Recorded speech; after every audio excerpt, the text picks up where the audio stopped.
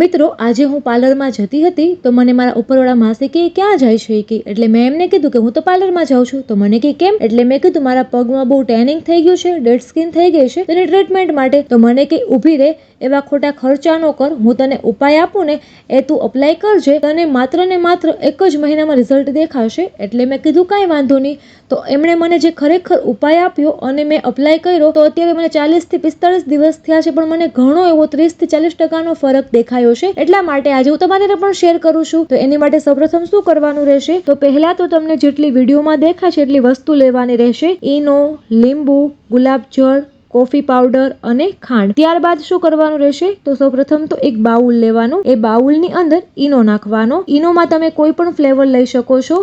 અને ઈનો શું કામ કરશે, તો ઈનો છે તે આપણી ડેડ સ્કિનને દૂર કરવાનું કામ કરશે. હવે ઈનો નાખ્યા બાદ તેની અંદર આપણે 1 થી 1.5 ચમચી જેટલી ખાંડ નાખીશું. તો ખાંડનું શું કામ છે, તો ખાંડ છે એક આપણને સ્ક્રબનું મોઇશ્ચર આપશે, એટલે કે સ્ક્રબનું કામ કરશે. હવે ખાંડ નાખ્યા બાદ 1 ચમચી જેટલો કોફી પાવડર નાખવાનો. તેનું કામ શું છે, તો તેનું કામ છે સ્કિનનું મેલ દૂર કરવાનું, એક વ્હાઇટનિંગ માટેનું. ત્યારબાદ આપણી સ્કિન સ્મૂથ રહે તે માટે થોડું એવું ગુલાબ જળ નાખીશું. અને હવે છેલ્લે આપણે લીંબુ નાખીશું. લીંબુ નાખ્યા બાદ આ મિશ્રણને આપણે સરખી રીતે ચમચી વડે મિક્સ કરીશું. હવે ચમચી વડે મિક્સ કર્યા બાદ તમે વિડીયોમાં દેખાશું તેવું સ્ટ્રક્ચર આવશે. હવે મિક્સ કરીને આપણે જે કાળેશનો ભાગ છે, એટલે કે આપણા પગ, આપણા ઘૂંટણ, આપણી કોણી, હાથ, તમે ત્યાં લગાવી શકો છો. લગાવીને તમારે 10 મિનિટ જેવું મસાજ કરવાનું રહેશે. હવે 10 મિનિટ મસાજ કર્યા બાદ તમારે પગ તમારા ધોઈ નાખવાના રહેશે. એટલે કે હાથ, પગ, ઘૂંટણ 10 મિનિટ સુધી મસાજ કરીને આપણે તેને પાણી વડે ધોઈ નાખશું.